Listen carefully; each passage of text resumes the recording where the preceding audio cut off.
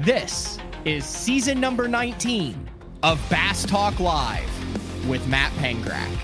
BTL is presented by Bass Cat Boats, Aftco, Strike King Lures, Sunline, Big Bite Baits, Spro, X-Zone Lures, Gamakatsu, The Bass Tank, Denali Rods, Pro Guide Batteries, Beatdown Outdoors, Shoreline Boat and RV Repair, and Omnia Fishing. Hit him with the hook, Jeffries. BTL coming at you. Good morning and welcome to another exciting edition of BTL Bass Talk Live, where we are going to talk about bass fishing, and we're going to get right to our main guest today, fresh off of a literally last-second win.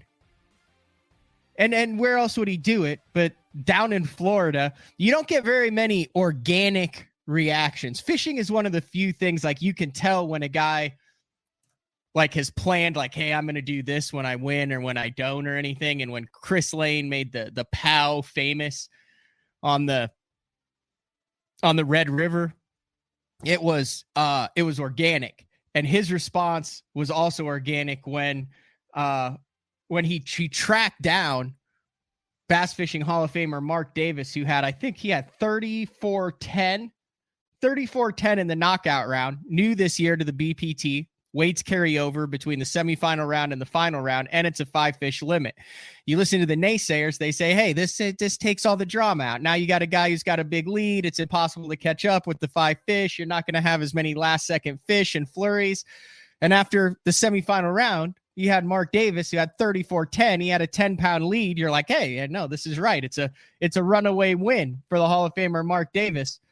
And our guest today said, not so fast. Now we're dealing with a little bit of a dodgy signal. He's shooting a TV show. He's doing all sorts of other stuff. But I wanted to bring in, at this point, you're the man, the myth, and the legend, Chris Lane. Thanks for jumping on BTL. Hey man, thanks for having me, Matt. Yeah, we're shooting hunt for monster bass right now. Actually driving to where hopefully we can catch a monster. All right. Is that the show? I think I've talked to Odd about that show. Is that the show that has all the dramatic slow motion and the cutaways and the tight end shots and stuff, and they make it, I mean, really kind of visceral? Oh yeah, and actually,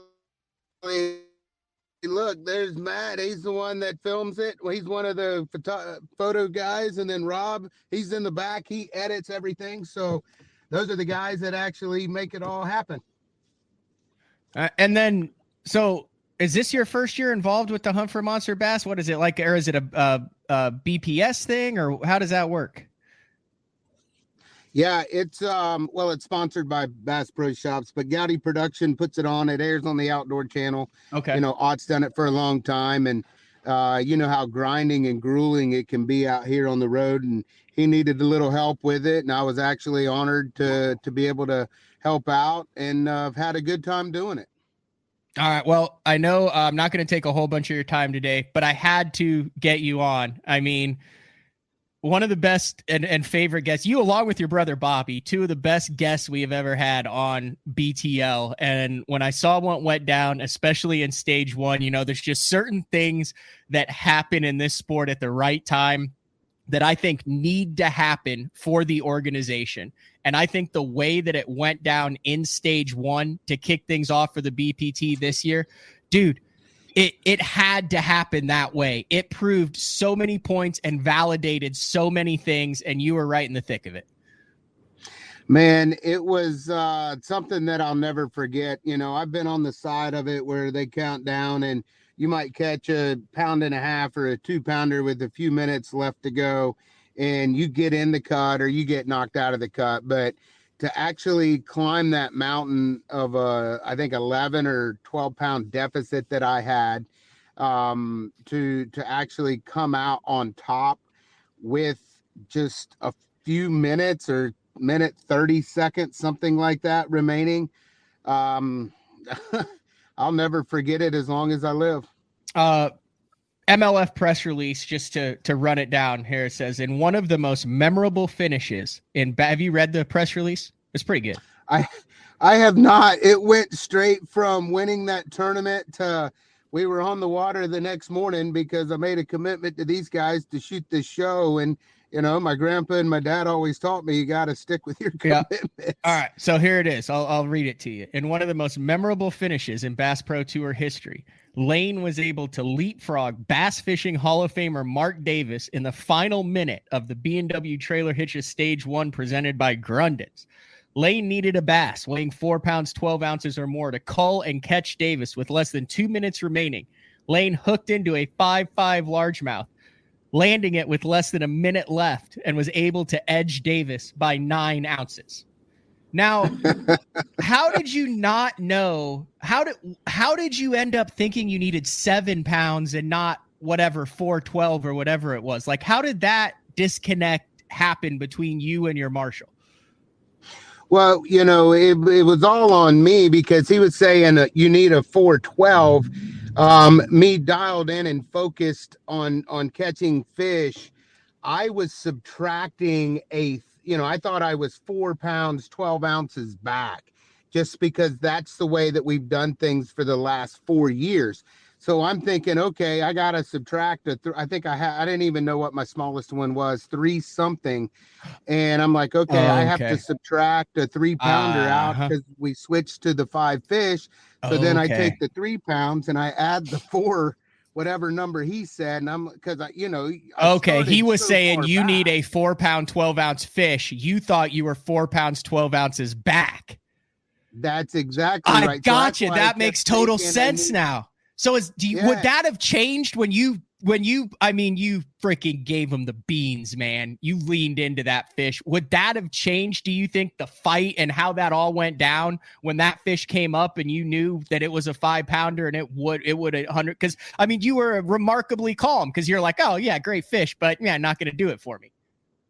Yeah. I'll put it to you this way. I've never been so disappointed, in my mind to catch a 5.5 as I was, because I knew that fish didn't go 7+ pounds. And that's why I was like, man, I got like 25 or 30 seconds left or whatever, 45 seconds, whatever it was, to make one more cast. And I had accepted the fact in my mind that I had given it all I've got. I almost got it right there at the end. But then to find out that I won, that was like, oh my gosh. I feel like you got kind of cheated out of it. Do what? I feel like you got kind of gypped. I feel like I wanted to see, it was the unbelievable moment. I'm not saying, dude, I talked with Jordan Lee last night. We had a live show last night and we put it in the top 5 of the most memorable fish catches in the history of live. Dating back there. But dude, I kind of would have liked to see you just go absolutely ballistic, knowing when you put your hands on it that it was a 5 pounder. Yeah, I was thinking the same thing. Like if I would have, there again, paying attention. I guess I just wasn't paying attention. I was so focused on fishing and trying to give it all to the very last second that I, would have said, I should have asked, do I need a 4 pound, 12 ounce fish, or do I need a, 7 pound, 2 ounce? I was just under the assumption. Therefore, the old saying goes, you never assume, because it makes an, what out of you and me, or however that goes. So I just assumed that I needed a 712.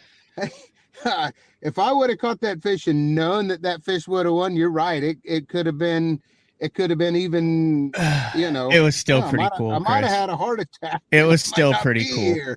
It was still pretty cool. Yep. Now, you have, if I remember, you have some history with that spot where that fish came from. Is that correct? I wouldn't say so much history. That whole south end of Kissimmee, I have a lot of history. Okay. Talk about what it was like with the 5 fish. I mentioned it. I thought it was good for it with the rolling over of the weight. I thought it was really good that it didn't wash out basically a 35-pound bag that Mark Davis had. Like that seemed it would have seemed wrong to me if everybody went into the final day 0 after 35, but then it also proved that you can have epic comebacks with 5 fish in the same last minute. I mean, it was a best of both worlds for the organization. Oh, absolutely. And, hats off to Mark Davis again, too, for catching that 30+ pound bag. I mean, it's unbelievable to do that with a high pressured body of water like that. Mark, just laid into it. People like Kissimmee showed out that day, and he was the one to show it out. I think, going into that final day, him being able to carry his weight, him being able to, for guys to try to catch him, I think is validation of a 5 fish and how important it is that these guys get to carry that weight over. So I think it was really good for the new format change and the 5 fish limit, because it really doesn't change how guys fish too much, but it does allow the 5 fish to be validated because that's what everybody else does. Chris, I want to get into a couple little technique things that I noticed from watching you fish, and then I'll let you get it back on the hunt. Quest or hunt? Well, we're on both of it today. No, what's the show? Is it a quest and the hunt? What the show's the hunt? Okay. Yeah, I got hunt you. for monster bass. The hunt for monster bass. If you guys haven't seen it, you need to go watch it because it's really cool cinematography and the way that they can turn a fish. I mean, it's got a little bit of a river monsters vibe to it, but then it's also got like some education and stuff in there too for fishing. What's up? If you're doing the editing, filming, fantastic job. I really enjoy that show. Editing. Yeah, there's your editor back there. It's a 2-man show then, huh? No, that's impressive. I've had Odd on. We had like a whole show where we just talked about it. Yeah. Because the voiceover where Ott's like, the mist is rising from the water as the big one lurks under the log. like that stuff just gets me going, man. One of the things I noticed, Chris, and I mean, you're a full contact guy, is you use the entire front deck when you're setting the hook on those fish in the grass in Florida. Do you realize that you're doing that? It's the way I learned to set the hook down here, probably when I was a kid. I think the biggest thing is, when you're in that grass or in those lily pads, when you get that bite, you never know where that fish is. A lot of the times they are coming to you. So when you set the hook, and it happened many of times, even on that last fish, he was coming to me, and I was able to penetrate, the hook somehow.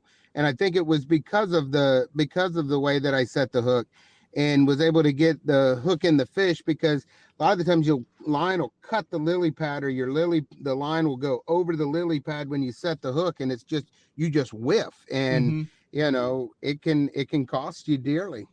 So you're using the 6 foot of the front deck to eliminate even more line stretch, even more slack, and to take out any of that variation where even if you think that line is directly to the fish, you're making sure that you're putting a hook point in the fish. And then the other thing I wanted to talk to you about is you never stop reeling. I mean, you keep reeling when those fish are in that vegetation.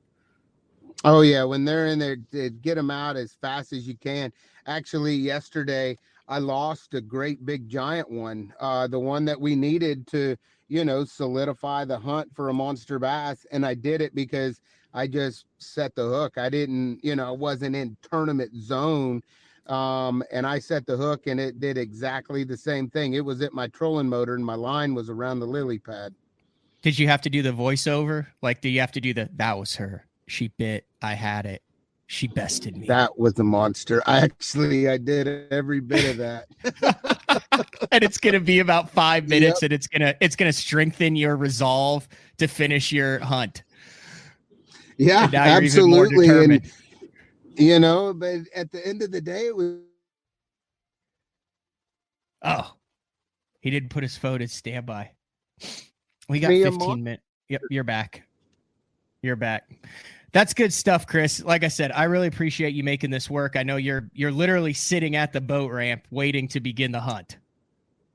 Yes, sir. Well, I appreciate it, Matt. Thanks for having me on. And looking forward to Red Crest in a couple weeks. I mean, dude, I'm kind of envious of you. You're one of those guys. You've had multiple moments, multiple last minute moments that most people literally dream of.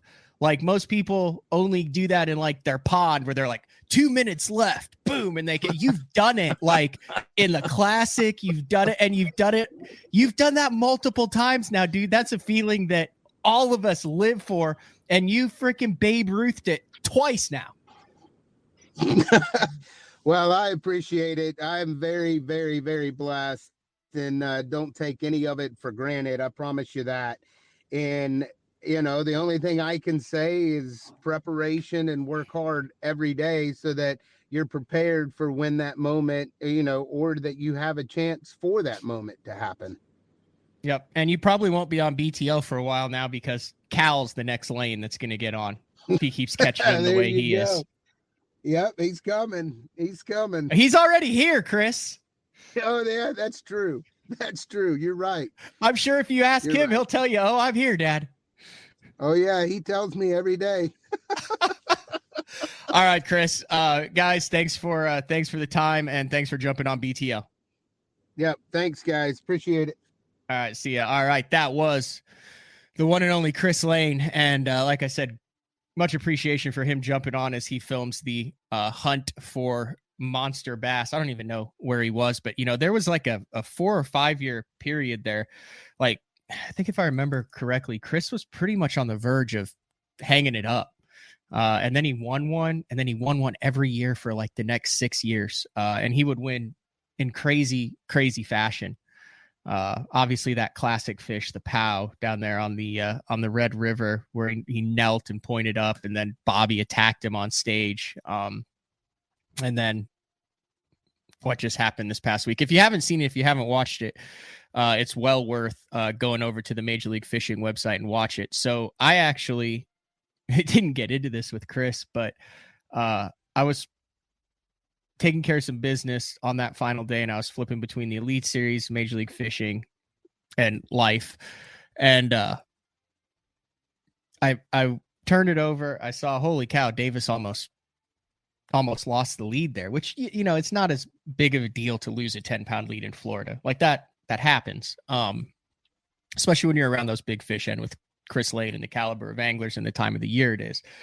So I turned it off with 3 minutes left. I said, Dad, Davis has this thing. I watched it and I went about my life. And then Lucas texted me. He goes, "Whoa, what do you think about that?" I said, "Yeah, it's super cool. Mark Davis, Hall of Famer, totally deserved it. I'm really glad that they carried over the weights from day 3 to day 4, because if you have a 35-pound bag, you should be rewarded for that." I thought it was good. I said, I checked in, watched a fair amount of it throughout the weekend and throughout the week. And he's like, "The hell are you talking about, dude?" And I was like, "Yeah, like, I mean, I'll probably get Mark on the show and stuff." And he's like, "Chris Lane won." And I was like, "Yeah, good one." And he's like, "No, seriously." So I go back, and sure enough, Chris Lane had won. I missed it, and I had to rewatch the last 15 minutes that Major League Fishing posted. So I felt like a little bit of an idiot for that one. But all right, we are going to take our first break of the show. Everything seems to be up and running. Like I said, big shout out to Chris Lane. And when we come back, I want to get into some more stuff that I haven't had a chance to talk about. We've got a national championship going on. We also have Tyler Rivette winning the Bassmaster Elite Series on Okeechobee. We have some crazy, cool, inspirational stuff from Brandon Card. And we have a Bassmaster Open coming up in less than a week on Eufaula, Alabama. So it is BTL on a Wednesday, 2/2/2023. We'll be back right after this. The new Puma STS has been redesigned from the ground up. With the angler, design, function, and performance in mind, nothing on this new offering was compromised, and the only thing carried over from the previous version is the name. Based on the Soft Touch series hull that started with the flagship Jaguar, this new model is nimble and performs incredibly well at all speeds with either a 250 or 300 horsepower engine. Featuring a new 96-inch wide-body footprint, this hull measures out at 20 foot 7 inches in length. Industry-leading design coupled with tournament-winning performance. the Puma STS from Basscat. Feel the rush.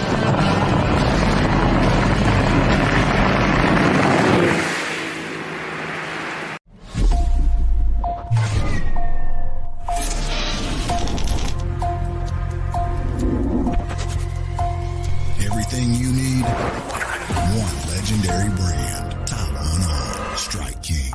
Hey guys, Gerald Swindle representing the AFCO Hydronaut. This is the jacket I love wearing when times is tough, and I'm talking about the weather, not the fishing. The jacket, what I like, I got a double cup right here. I can seal up the bottom of my jacket because when you're fishing, you're holding your arms up. You're bad about getting water, it runs downhill. Everything bends good. I'm long arm. Look, it fits very comfortable. My arms is flexible. I've got the speed hood on, pouring down rain. I can get everything zipped up. One thing they did is they made plenty of pocket space. If you ain't got enough pockets in the Hydronaut rain suit, you just got too much stuff. From the water membrane, that's 30K, baby. 30 times the reason you ain't gonna get wet. Super warm. If it's cold in the wintertime, you put on your Hydronaut, you're gonna be a much more comfortable person. If you don't want to just look sexy at Dairy Queen, wear your Hydronaut. We got it from small to 5X. Most rain gear does not come in that many sizes. You got waist adjusting straps. We can make it fit you. No matter what the environment is, we want you to be comfortable. We want you to be dry. You gotta check it out. It ain't gonna let you down. Elite Series Pro Daryl Gleason here. My Pro Guide batteries keep me going on those long tournament days and long practice days. Always plenty of juice, never fail. The best part about Pro Guide batteries, it's the people behind the company. They have over 40 years experience in the battery business, keeping all of us fishermen out on the water longer, catching more fish. Check them out at ProGuideBatteries.com. What's up, Bass Talk Live fans? Brandon Polnick here. And ever since I won a couple Bassmaster Elite Series events on X-Zone Lures, I've been getting a bunch of questions of what makes them so special and different. And really, the truth is, it's in the details. The little details, things like no cheap fillers in their plastic. That gives you more lifelike action, more realistic and vibrant colors. But don't just take my word for it. Go to www.xzonelures.com and check them out for yourself. Shoreline Boat and RV, dock rash, storm damage, collision repair, that deep scratch or gouge from trying to access that secret creek. Shoreline Boat and RV can get your prized possession back in mint condition and looking good on the water, fast. All repairs are done in-house, so they're able to get your boat or RV back to brand new, quickly. All Shoreline's work comes with a rock-solid warranty. Find out more at shorelineboatandrv.com. Kansas City, Austin, and Tulsa. All right, welcome back, BTL, on a Wednesday. Little update on what we have going on. So I had a really cool week of shows lined up for Monday and Tuesday, which was yesterday and the day before, which is how that works. Thomas Allen, co-host of In Fisherman TV and also the director of digital content, also has a history with Bassmaster and working in the media there. I'm going to reschedule him for a couple weeks from now to talk about the relationship between In Fisherman, their core fan base, and tournament fishermen, hardcore tournament anglers. And I'm interested in seeing that dynamic there between how many people are just catching bass for the pure joy of catching bass and learning how to catch more bass with absolutely no desire or need or want to do it in tournaments, as opposed to, hey, I'm here to make money, catch five and win things. And then also rescheduled for a couple weeks is Mark Copley from Strike King Lures. He's worked with Kevin Van Dam, who just announced that he's retiring from the professional trail at the end of the 2023 season. They actually came out with a Kings of Bass press release. Strike King did, but he's worked with Kevin for like 15, 16 years. So he's going to come back on to talk about some of the stories, what it's like working with Kevin, and then talk about the Kings of Bass's plans with Strike King and Lose. In the press release, it said Kings of Bass crew will be exclusively covering KVD's final season on tour. I think it's a 5-episode. It's called The Last Ride with KVD following Kevin's retirement, reflecting on the past and looking ahead to the future. KVD on tour with Kings of Bass has been on tour with Kings of Bass for the past 2 seasons. Our crew has developed a very close relationship with them, and we've been able to share those moments behind the scene that most people never get to see.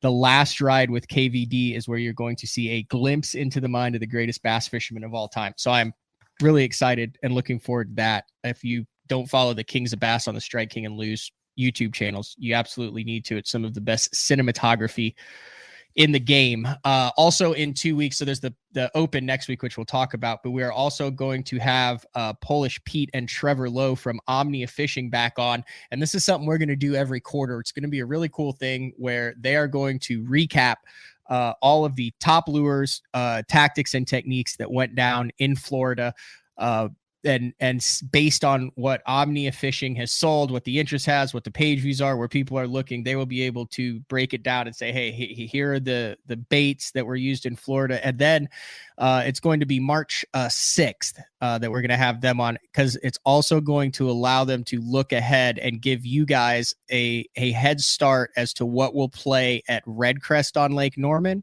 and at the Bassmaster Classic in Knoxville, Tennessee. So I talked to Trevor the other day. One of the other things that I was talking with him about was signing up for the premium membership for Omnia Fishing, free shipping, no minimums, 10% back on all your purchases, $29 per year is all it takes. So you'll make that back pretty quick. OmniaFishing.com/BTL for all the details. And also if you order it before 1 o'clock, same day shipping. So I'll be using that on the Opens this year. All right. I wanted to get into a couple cool stories. Well, not cool stories, but let's go inspirational stories. And the first was Brandon Card. I wasn't really aware of what was going on with Brandon Card. I mean, he was pretty sick, and then he ended up with Bell's palsy, which I didn't think there was any way that he would be able to fish this Elite Series season, fishing with an eye patch on. Basically, I think a couple other anglers have had Bell's palsy, but he was sick, and then he's weak. Half of his face is paralyzed. It should return to normal, but there's really no timeline based on what I've read. And he went out and absolutely blasted him in Florida. I mean, wasn't even an option a couple months ago to be fishing the Elite Series. He had meningitis, and then it turned into Bell's palsy. And one thing I know about Brandon, I've known him since his college fishing days at Kentucky. I fished with him a number of times. Always been a really positive dude. Not afraid to talk about his faith, but just a positive dude. And it was really good to see Brandon Card work through this neurological paralysis and have a heck of a finish. So it's also hard to believe that he's in his 12th season. It's unbelievable. All these guys, like Polinick, Card, all these guys, Zaldane, you're talking 12, 13 years. That's pretty wild stuff. The other thing that I noticed from this past weekend is, dude, I got to get Keith Poche back on the show, because I don't understand the logic of how this works. This is not ripping on Keith. I actually think it's badass that he's trying to fish both the BPT and the Elite Series. But in order to do so, he has to pay his entry fee for the Elite Series, and there are 2 overlaps between the BPTs. Now, this is a little caveat, little trick. I don't want to say trick. Trick's a bad word. There's a little thing that the BPT did and MLF did at the end of this year. And I think it was because they didn't want guys to bail and fish Opens and then come back to the BPT. Is if you miss a day that you're supposed to fish and don't have a medical exemption or a former excuse, you're done for the year. And then they made him sign all that at the beginning of the year, is what I've heard. Now, I have not seen that in writing. I have not seen that in paper, but you cannot miss a day. So if you were going to fish all the BPTs, but then skip one to go fish an Open or something, that's, I think, what the whole deal was there. The Elite Series is hey, as long as you pay your entry fee, you can skip around. So he didn't fish. So he paid $5,000. So there's going to be $10,000 in entry fees that he's going to leave on the table just for the Elite Series, because he can't miss a BPT. but then it's going to hurt his Angler of the Year standings on the Elite Series. But he wants to fish the Elite Series, but then he's fishing the BPT too. Like, I understand you want to fish all of them, but I think you're going to end up hurting yourself in the long run. It would be, like I said, I need to talk to him and see what's up. Also, on the Elite Series, very cool story, very cool winner in Tyler Rivette, doing something non-traditional on Okeechobee in the river, kind of in the canal, doing the sight fishing with his Garmin Live Scope, the jerkbait thing, and really surprised that he was the only one who was able to get on this. We've seen that play in the open on other lakes in Florida, but a really cool story. And it's always good when you see dudes who have put the work in, and Tyler Rivette's has grinded it out over the last years, kept his head down, worked hard, and then to see it pay off. To see it pay off was really cool. And then the way that he did it was also really cool. Like I said, there's a couple other anglers in the field that struggled. John Sokup, I'm not going to lie, I thought, dude, I mean, that's his wheelhouse bite too. But he missed it. Tyler Rivette didn't. And if that's how we found him, fishing for crappie for dinner, since he's the cook for the house, more power to him. That's awesome. But Tyler Rivette gets his first Elite Series win. And now the Elite Series are on to Seminole, which is going to be very interesting. If you guys haven't had a chance, go over to Andrew Upshaw's YouTube channel, Open Pros Pick'em. It's episode number 2. And we get after it, folks, between Ish and me and Todd and Andrew. All right. Like I said, kind of an interesting week this week with some technicalities, but if you have not had a chance and you're listening, this is a regularly scheduled BTL. I said a little short interview there with Chris Lane, but definitely wanted to get him on. And then last night I went live with Jordan Lee, talked about the best moments that we can remember in the history of live, those moments that stick out to our head. We actually ran some old Bassmaster intros, talked about the art of the intro and how we'd like to see kind of some of the old school elements, like 2007 to 2010 elements come back into the TV production. And we also talked about the classic. And then I straight up asked him, like, when did you realize you were different? And he talked about it for a long time. So it was really cool. So, all right, we're going to take a final commercial break. And when we come back, we'll wrap things up on a Wednesday and then look ahead to what the schedule is going to be like during open week, because I will be going live several times from Eufaula, Alabama from open number 1. So it's BTL on a Wednesday. Having confidence in your tackle while on the water is one of the main things to success, in my opinion. In the last couple of years with Denali, I've had just that. From anything from spinning rods, casting rods, tungsten products, even now to casting and spinning reels, I have the confidence to go out there and get the job done and know that all my equipment is going to handle it and do it just the way I want it. The thing about Denali is you've got great quality products at a great price point, so make sure you check them out. Are you looking to install your own fishing electronics? The solution is the Bass Tank Power Harness. It takes the guesswork out of installation. No more voltage issues or interference. Designed by an engineer so that you can get professional results right there in your own garage. Installation done right with the help of the Bass Tank Power Harness. You can feel confident knowing that your installation was done right. The Bass Tank Power Harness. Give us a call or order yours today at thebasstank.com. Get the best patterns backed by tournament data. Start by finding the best 10% of your lake. Know exactly what to look for and what to throw. After that, just put them in the boat. Try the Deep Dive app today. Look at that beast right there. The great thing about the new Sensation soft plastics from Big Bite Baits, heavily scented, super soft, buoyant, comes in 7 great new shapes. I've got a couple of them of my signature series, the cliffhanger worm and the ramtail craw. Great for a flipping jig, football jig, swim jig, all that. Several other great shapes.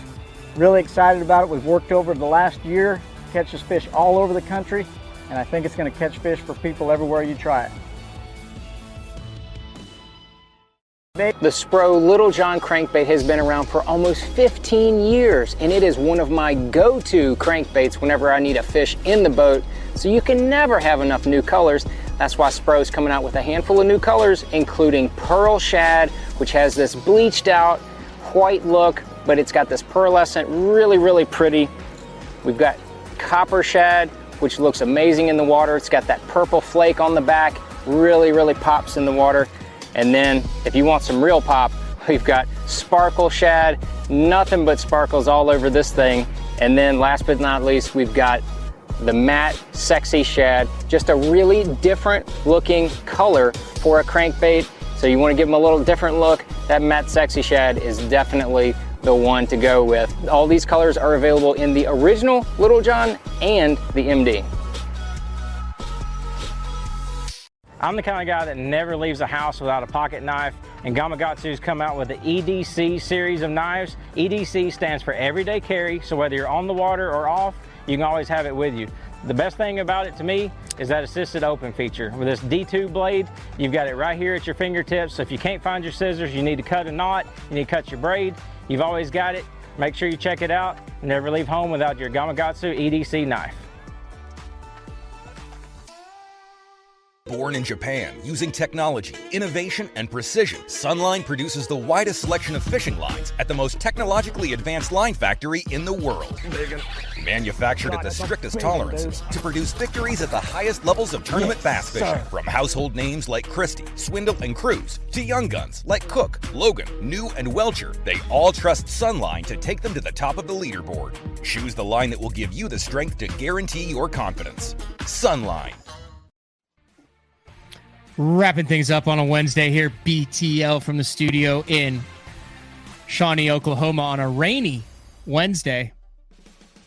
I have a question for some of the nature lovers amongst us. I have a red-tailed hawk that has taken up residence in my yard. I have 2 acres here, and he is I thought red-tailed hawks were more mice, birds, snakes, that type of thing, but this hawk methodically has gridded out my backyard, and he will, or she will walk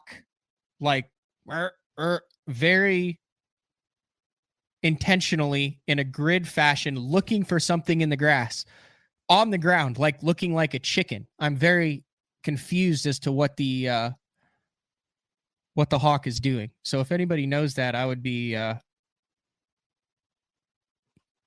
interested in hearing about it. I also noticed that new Sunline ad, and I did want to talk about, I've had several emails of people like, hey, I thought you were going to do a line show. I have made great strides with the person who knows the most about Sunline in America, I would say, and understands the makeup, the differences, why it is, what it is, the whole 9 yards. And we're going to do a 2-hour complete show online, and everything you wanted to know, need, and everything from braid to monofilament to fluorocarbon. It's going to be basically like the Pro Guide battery show, except with fishing line. And it's going to be applicable not only for Sunline, obviously, because that's what we're going to use as an example, but for lines all across the board. You'll have a better understanding of why you use certain lines for certain applications, what makes certain lines stronger, break, the different types of braids and weaves, and what 5 carrier versus 8 or 9 carrier and all that stuff means. So next week I am headed to, this week, at the end of this week, I'm headed to Eufaula, Alabama boat. I pick up the boat tomorrow from getting wrapped at Rapid in Sand Springs, Oklahoma. Super impressed with that outfit too, by the way. I think it's the same place that John and Jason and Chad Warren and Bradley Hallman got their boats wrapped. So I picked that up tomorrow, and then I will be doing one show live from the Big Bite headquarters in Eufaula, Alabama, and then one show live with Bass Master Open tournament director, who also has had a big part in this new format for the Bass Nation that they just announced on Bass the other day, which we'll go through with him, but he agreed to do live next week with me. So we'll have day 4 next week that'll be recorded. Day 4 live tomorrow, obviously, but then a day 4 next week that'll be recorded, and then 2 live shows one from Big Bite, one with Hank Weldon, and then open content. And then Brad will be back, and then we'll be able to talk about the Bassmaster Open and the Bassmaster Elite Series and all the stuff that we talked about here. So thanks for being patient this week as I worked through some internet issues. I think we got it all dialed in. Also, big thanks to Chris Lane. Like, these guys are freaking busy this time of the year, and for them to drop everything, Jordan Lee last night, Chris Lane this morning, means a lot to me, means a lot to the BTL community. So this has been another edition of BTL Bass Talk Live, day 4 tomorrow with the man Frank Scalish. Also some big announcements about the Bassmaster Classic. If you're going to be in Knoxville, Frank just has some cool giveaways that he's going to have for the first 30, I think, the first 30 people at the meet and greet, and we'll have details on the meet and greet there. So, all right, this has been it for Wednesday. We'll talk to everyone tomorrow for day 4. See ya.